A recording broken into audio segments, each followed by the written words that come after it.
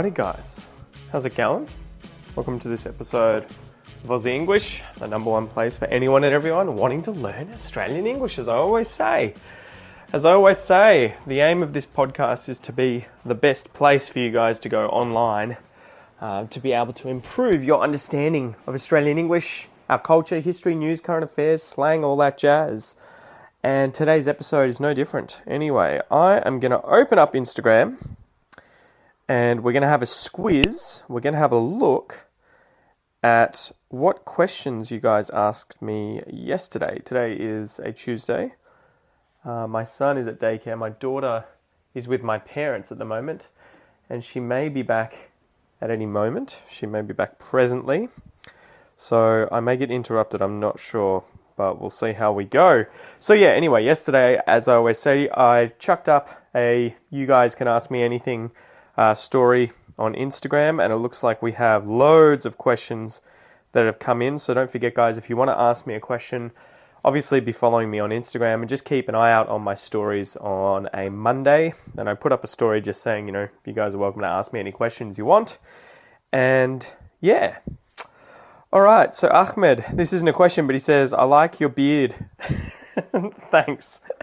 Thanks a lot, mate. I made it myself. I grew it myself. I've sort of gone to a different trend recently. I think you guys noticed on Instagram at least, where I shaved the moustache down quite a bit. Just because it was kind of irritating me. I wonder if a lot of you guys notice this too. At least I assume guys, not girls. Those of you who can grow beards. Maybe there's some girls listening who can grow beards. I don't know. But the moustache gets quite annoying at times. I don't know. I've always envied guys who not only have the capacity to grow a very long moustache, but also have the patience and tolerance for said long moustache, right? Because the thing I have trouble with is that it gets in food, it gets in drink. Anytime you're drinking a coffee out of a mug or something, the moustache inevitably dips into the froth at the top of the coffee, and it ends up, getting caked with food and sauce, and I'll be walking around the next day and I'll find a little bit of food in my moustache. And, maybe that says more about my hygiene than moustaches specifically, but yeah, I find them kind of annoying at times. They definitely look cool. At least I think so. I guess it depends, they look cool on guys. Women with moustaches, not so much. Again, no offense to any women with moustaches out there. Anyway, we're getting derailed. But yeah, thank you, Ahmad, for the compliment. I appreciate it, mate. All right. Okay, this one comes from Fang Shi Ying. Hi, Pete. What does it mean when people say, I don't blame you? Thank you. Okay, I don't blame you.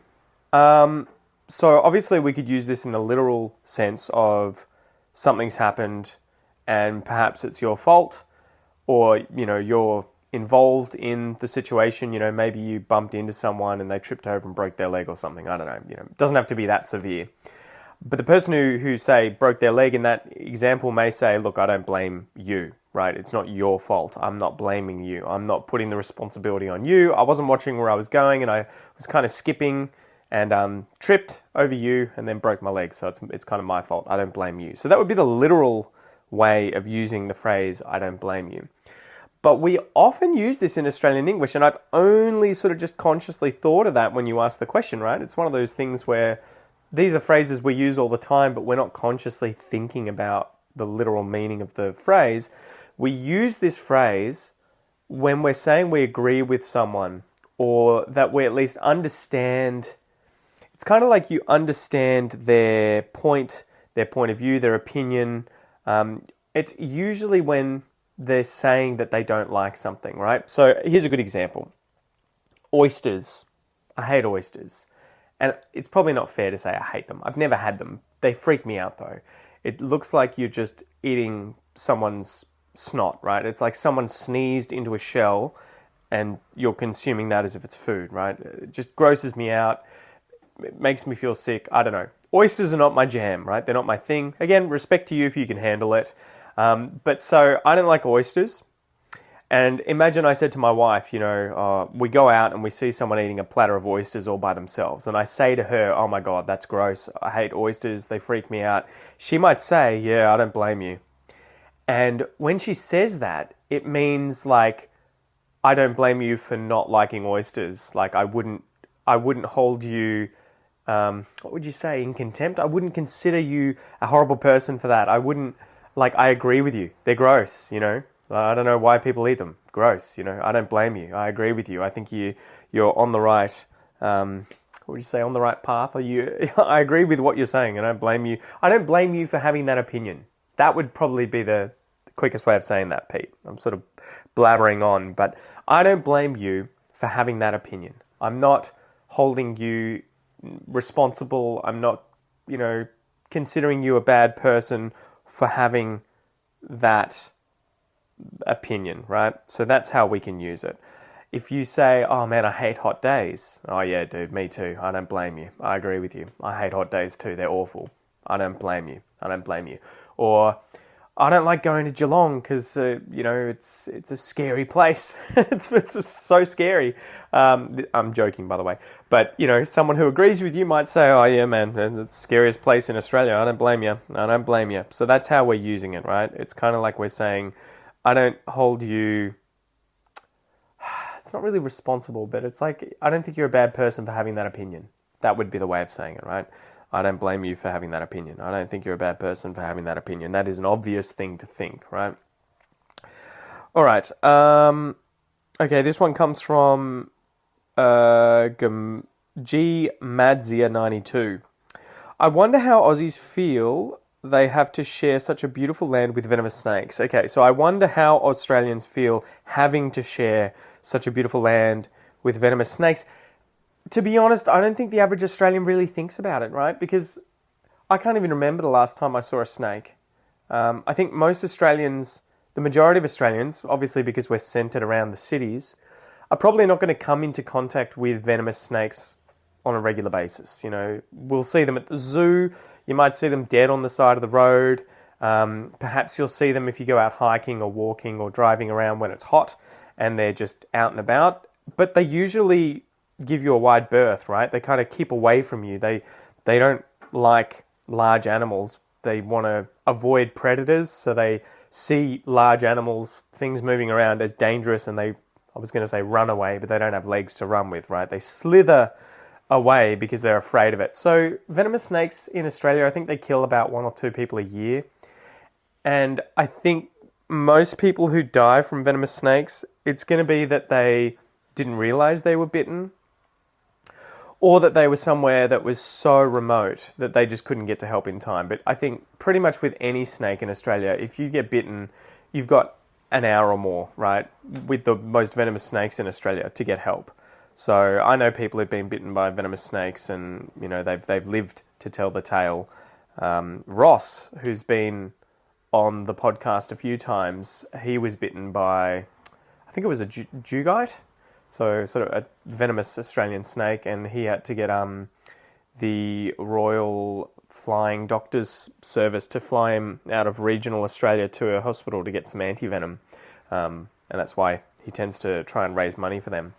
But yeah, it's not something we really think about. It's the kind of thing that I would be more nervous about when I'm out bushwalking, right? So if I'm out somewhere and I know that the temperature that is like 25 degrees or above, that's when I'm going to be more aware of my surroundings. And again, you're just going to do things like avoid walking through long grass where you can't see, you know, where you're stepping. Jumping over logs or rocks where there are likely to be reptiles and other animals. Again, jumping somewhere that you can't see what's on the other side. And I've got a funny story for you. I literally and figuratively pissed myself when this happened.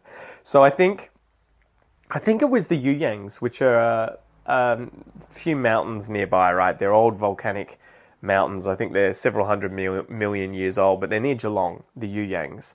And we went out there one day and I was bushwalking around, at least I think that's where it was. And it was with my parents and some other people. And I would have been like 11, 12 years old. Anyway, so I was busting to go to the toilet. I had to do a piss. So I was really, really badly needing to piss to go to the toilet. Do a number one. Number one? Number two? Number 1 or 2? I've forgotten. I think, yeah. Anyway, I had to urinate. So I walked off the path and unzipped myself and started doing a wee. And when I looked down, to try and verify that I wasn't pissing on my shoes, I saw a brown snake curled up in front of my feet. And he was getting pissed on, right? So he had just kind of woken up like, what the fuck, is it raining? um, and I literally turned around whilst urinating and ran, sort of screaming like, oh my God, there's a snake, there's a snake, there's a snake.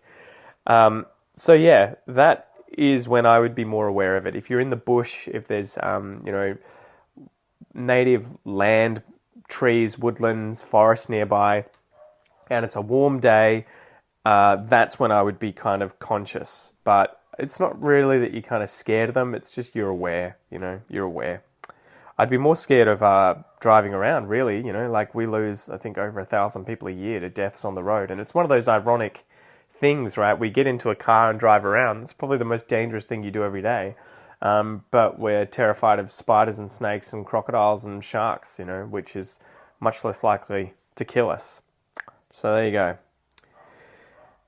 This one comes from Alex Lindbergh. What are universities' studies like in Australia? Are the lectures mandatory? What are exams like? Man, it's been a few years since I've been in that situation. So I went to uni and was doing exams and lectures and all that sort of jazz from 2006 till about 2012. So I was there for 6 years. I did my undergraduate degree at Melbourne Uni studying science, and I majored in zoology and ecology. And I did my master's degree there as well, which was 2 years, again, majoring in evolutionary biology and ecology. And yeah, so at the time, I don't think any lectures were mandatory. They would never be like, you need to come. There were certain classes that you had to go to, probably because they were associated with things you were going to get marked on, right? So like if you had to go to a certain class because they had a certain test you had to do or a practical exam that you had to complete, they're mandatory. Again, you could skip it if you wanted, but you would obviously get 0 on that examination or that, on that thing. So I think it's probably changed now with the advent of Zoom lectures and, the online systems. Again, obviously I would check, and it's going to depend on what you're studying. Some courses are going to be probably much more intensive when it comes to going to lectures. Like there were lots of labs that we had to go to. They were called labs, as in you go to the laboratory because you would have to do practical stuff, right? So practicals or labs, whatever you want to call them, you'd have to go in and you'd be dissecting a fish and, drawing its anatomy and looking at bones and all that sort of stuff. You had to go there and physically do it. And obviously, again, at the end of the day, you can skip it if you want, but it's important for your studies, right? So I would always suggest that you go to as much as you can, but I imagine with most university-related courses that, you're not going to have to go to every single thing physically, and it's probably going to be so much better nowadays in terms of being able to do stuff from home. Exam-wise, again, the exams, the ones that I did were in the Royal Exhibition Building. I used to have the majority of them there, right? So I'd have practical exams in the labs at zoology at Melbourne Uni, where they would have, all the stuff that you'd have to do, and you'd go in there and do your, say, dissecting a fish and finishing that up. But then with like written exams, it was usually in the Royal Exhibition Building, which is near the Melbourne Museum, and it's massive. There would be like 1,200 people sitting in there doing the exam at the same time. They would have examiners just walking around making sure you weren't cheating, right? You didn't have a phone or a watch or something that you could use to get answers or communicate with other people. But yeah, you'd be sitting at a desk with thousands of other people there, and they would usually tell you when you can start. They hand out all the papers, you got your pens, you can have a bottle of water. I think everything except for your pen pretty much has to sit on the ground. You can't have it on the desk with you. You can go to the toilet during the exam if you need. But yeah, that was kind of my experience. And I remember being so happy, so over the moon when I had my last exam during my master's degree. And I was just like, I am never going to have to do this again. Because some of them I think were between 2 hours, 3 hours, depending on the exam. I remember some of them were brutal. But yeah, it's going to be interesting to see how evaluations at universities change given that AI is now ever increasing and that technology is advancing too. I'm sure there's so many people that are plagiarizing and cheating in these things nowadays that they're going to have to come up with new ways of examining people or testing people. You know, maybe you'll have to do presentations a lot more than in the past. But yeah, they're not too bad. But again, this is just my experience. I did zoology, biology. I guess in first year uni I was doing geology, maths, and chemistry and physics and those sorts of things. But they were all pretty much the same type. The same type of thing. Hopefully that helps. Okay, this one comes from Hiramasa. What do you think the best thing is about international marriage? So I imagine you mean like marrying someone from a different culture or country or who speaks a different language. The best thing, I think. For me, the best thing is the difference in culture. The fact that this person that you're marrying is from another country, speaks another language, sees the world in a very different way from you, usually, or has experienced the world in a much more different, contrasted way to you. That was a massive appeal for me. I think for a long time when I was dating in my 20s, I kind of actively avoided Australian women, to be honest, because it wasn't that I didn't like, the way that Australian women looked or spoke or smelt or whatever. It was more that I was just really, really keen on people of other cultures, and I kind of had this, I don't want to call it a fetish, it wasn't sexual, but it's like an interest, I'm thinking in Portuguese again, vontade, a will. I wanted to be in a relationship with someone who spoke a different language as their native language, because I wanted to be able to have a family in the future where multiple languages were spoken at home. Perhaps that's what I'm trying to say, clearly. I knew that if I was to marry an Australian, pretty much, it's guaranteed you're going to be speaking English. And also that they are culturally so identical to you. So again, there's nothing wrong with marrying someone from your culture who speaks your language. This was just a personal thing for me. Ever since I was at high school, I'd been learning foreign languages like Mandarin Chinese and Japanese and French, everything like that. And I just always really sort of loved the process of learning a foreign language, using a foreign language, learning about a foreign culture, and it just...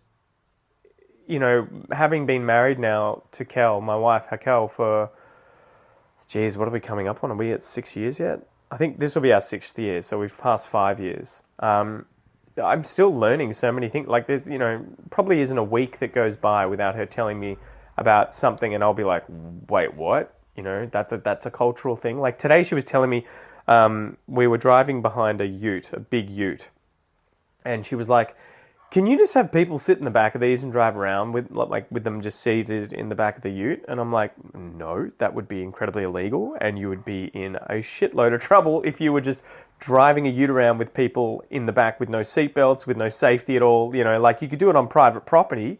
If you own a farm and you've got a car on the farm and you've got friends and family who want to get in the ute, then yeah, you can drive the ute around. But if you're on the main road, hell no, you cannot do that. And she's like, I'm pretty sure you could just do that in Brazil.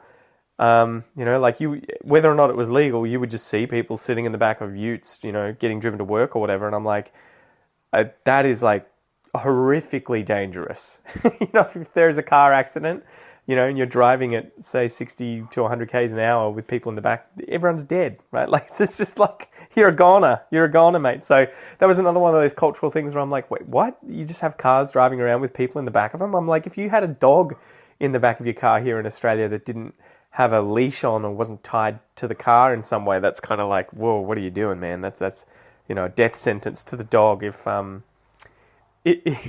you crash.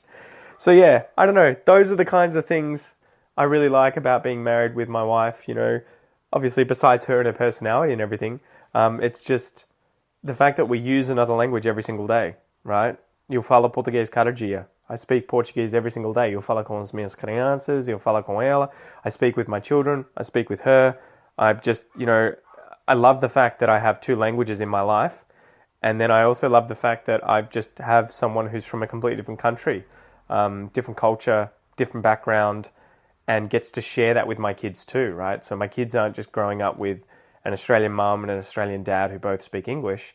They grow up with a Brazilian mum who's just gotten her citizenship, by the way, guys. So, little round of applause. She's about to go to the ceremony for that.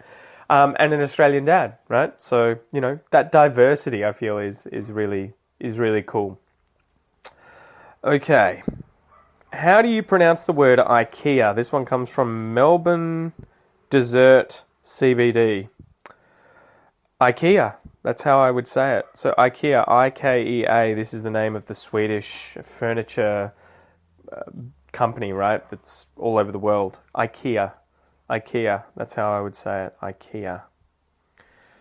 All right, let's keep going. All right. This one comes from Nandin17.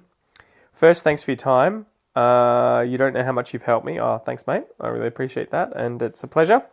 Recently, I heard get cranking. How do you use it? Get cranking. Now, I need to double check this because it's not something that I say on a regular basis, but I think it would mean to get started, right? Or to start doing something. Let's see. Get cranking. I'm pretty sure that's what it means. What is it? To get started by or as if by turning a crank. So I guess the idea is a crank is a kind of, what would you say? It's like it's like the shape of a dog's leg, if that makes sense, right? You've got like a flat piece and then it bends at a 90-degree angle going up, and then it bends back in the same direction, making a kind of L with another tip on the top, right? So it's kind of like three lines that are like a sort of zigzag. And it's used to start engines, right? If you crank an engine back in the day with old engines, on planes, cars, automobiles, you would often have to crank the engine over, get it turning for the engine to start functioning. And so I think that's where the expression would have come from. It would have come from like people wanting to get the car started, to get the plane started, and they would have said, let's get cranking, as in, let us begin cranking the car engine. Let us begin cranking the plane engine, right? And the plane engine, you might try and push the blade, or the propeller blade to get it to spin, right? You're cranking the engine that way. So a crank is the tool that is used to crank the engine by getting it to turn. Hopefully that makes sense. But yeah, it does, like I recognize it. It's just not something that I use on a regular basis, but it would be Australian slang. Let's get cranking. Okay, let's keep going. All right. Will people understand me even if I don't link my R? For example, our own. I just find it hard to squeeze these R's. It's just practice, Pedro. So this one comes from Pedro Bidu1.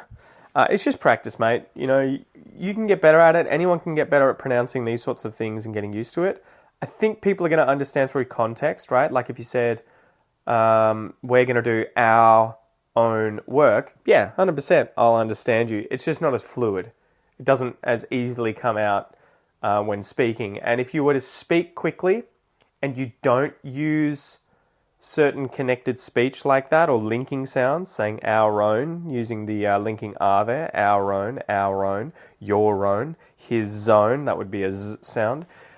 If you don't use the linking, it can confuse people if you speak quickly, because I'm listening out for those sounds to know the words that you're saying, right?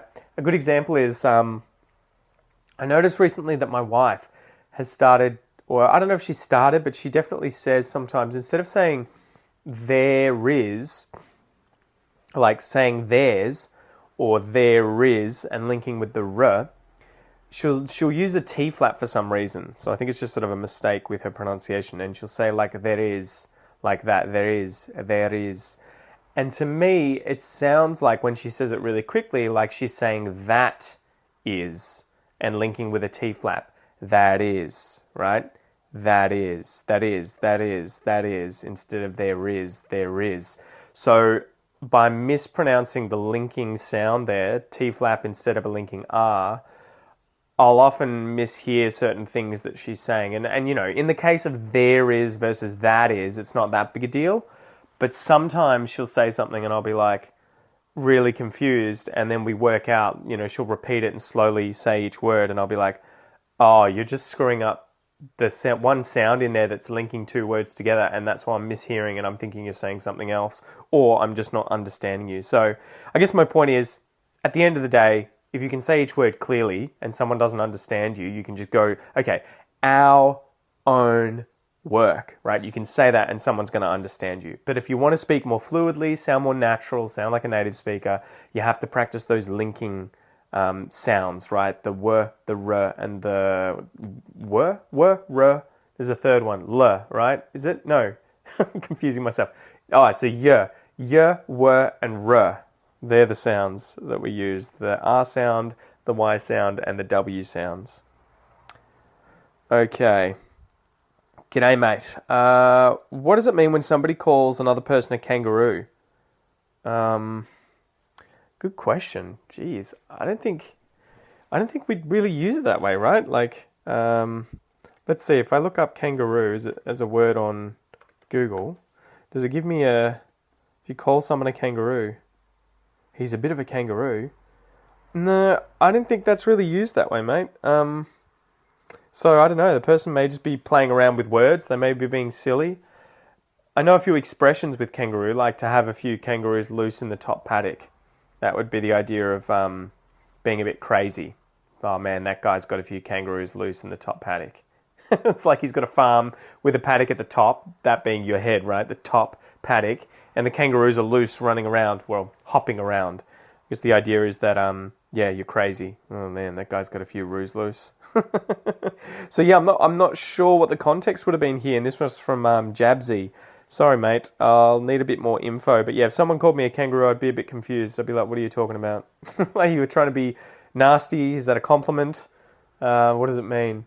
You can call someone a galah, and usually that's kind of like a reckless, loud, obnoxious kind of a person, right? Oh man, check out these guys outside. They're acting like galahs. And a galah is one of those native birds that's a parrot, right? The pink, grey and white parrots. They're like cockatoos. They're similar, right?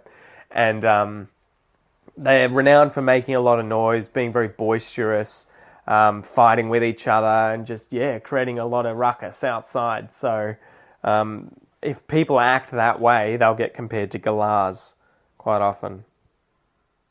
Okay. Oh, here's a good one. This one comes from Daniel FX21. Is there any difference between it's a pity and it's a shame? Thanks. So this is a good question. I guess you're asking this because pity, if you pity someone, it is to feel sorry for them. But if you're shamed, or if you feel shame, or if you are ashamed of someone, it's kind of like they embarrass you. You feel bad as a result of that person or something they've done, right? So they kind of mean different things in that sense. But if you say that something is a shame, you know, it's kind of like, it's sad that that's happened. You know, like if you drove your car into another car, you had a car accident, you had to get it fixed, but it was something minor. You would be like, oh, that's a shame. You know, it's kind of sad. It's a shame, you know. Okay, the other day, one of our guinea pigs died, right? So I went outside and we have Steve-O and Bazza, the two guinea pigs, right? Steve Irwin and Barry Humphries. And Steve-O had passed away. He died, poor little dude. And it was one of those things I had only realised, like, because I thought, he's got heaps of food, he's got heaps of water, it hasn't been that hot. I wonder what the issue is. But then I remembered I picked him up about a week earlier and I was like, he's feeling a bit thin. So I wonder if he just, you know, he'd obviously croaked because he got a bit old and maybe he had cancer or something, but he was, yeah, definitely thin. When I picked up Barry, I was like, yeah, Barry's still a bit of a chunk. He's still pretty chubby, so... yeah, unless Barry's been stealing all of his food, although that's not the case. So anyway, Steve-O died, and it was a bit of a shame. It was a pity, right? It was sad. I wasn't bent over crying my eyes out. You know, it's a guinea pig. It's a small animal. I liked him. I wasn't... It's not the same, though, if it was my dad that died, you know, or my, you know, yeah, some other relative who died. I wouldn't... You know, if my dad died, I'm not going to be like, oh, that's a shame. Because that seems like that's a very flippant way of referring to something incredibly serious and tragic, right? If you were to be like, oh, that's a real shame. You know, I'm laughing because it's like so inappropriate for you to say that. Right? Oh, it's a real shame my dad died. You know, it's just like, no, it's not a shame. It's a tragedy. Like it's way worse than just a shame or a pity. So, yeah, when it comes to something like guinea pig, it's a shame. If you accidentally scratch the side of your car, it's a shame. Again, you wouldn't get out of your car, see the scratch on the side of your car, and just be inconsolably crying on the ground, shaking. You were so upset. That would be sort of the inverse disproportionate reaction, right? Like saying it's a shame if your dad died. Getting out of your car and screaming your eyes out because you had this tiny little scratch would be kind of equally disproportionate of like, well, that's an overreaction, So there you go. All right. I might do another one and then we'll finish up. Jesse Rosa, have you got a personal pronunciation class or just online? So I do. We ran last year, I think it was in November, we did a special 1-month intensive pronunciation course. So this was kind of like 8 workshops, 2 per week. Each of them were an hour long. So you had 8 hours worth of time with teacher Adriana and with myself. We have a WhatsApp group and we had those workshops, and you also signed up and you got my pronunciation course. So we did that, and that was kind of like you got one-on-one feedback. You had regular tasks that you had to complete, and you would get feedback on those as well, pronunciation tasks. So we do have that. Adriana is currently giving private lessons. If you would like some from her, you can message her at adriana@aussieenglish.com.au. So the name Adriana, ADRIANA @aussieenglish.com.au. That is the email address. You can send her an email address and she can give you information about how to sign up for pronunciation classes. But yes, if I would always recommend, my course helps. I think it's a great course. If you're good at studying on your own, you'll be able to do really well with it. The workshops are going to be really good if you like one-on-one feedback and working with other students and everything like that. But then really the best thing you can have is a tutor, right? If you can have someone there interacting with you, listening to you, speaking with you, giving you feedback, that is the thing that's going to improve your pronunciation skills the quickest. If you want to check out my Australian pronunciation course, guys, go to aussieenglish.com.au/APC100. If you type in 100 there at the end, 100, so APC100, you will get $100 off when you sign up. So go check that out as well. All right, I'll try and do one more. Let's see. All right, idioms 10 a penny or dime a dozen used in Australia. 10 a penny isn't, although I would get it. Pennies are what the Brits use, pounds and pennies. Dime a dozen, ironically, we don't have dimes in Australia. I think a dime, is that 10 cents? A quarter is 25 cents. I think dime's 10 cents or 5 cents. It's one of those. But we hear that way more frequently. Dime a dozen. Dime a dozen. They're a dime a dozen. And I guess the meaning here is that they're incredibly cheap, but also they're incredibly common, right? So like if you're walking around Geelong, Australians are a dime a dozen. You see them everywhere. There's Australians everywhere. Whereas obviously if you go to another country, you go to Brazil and you're walking around, say, my wife's hometown of São Luís, Australians are not a dime a dozen. You're not going to see them everywhere, right? They're not going to be, you probably won't see many at all. So yeah, that's how they're used. But yeah, if you said 10 a penny, I think I would get it. I'd be like, okay, you're talking about something being incredibly common or incredibly cheap. So yeah, anyway, guys, hopefully you've enjoyed today's little episode. Besides that, I wish you all the best. I hope you have a great weekend or week, if it's during the week when this comes out. And I'll chat to you next time. Tooroo.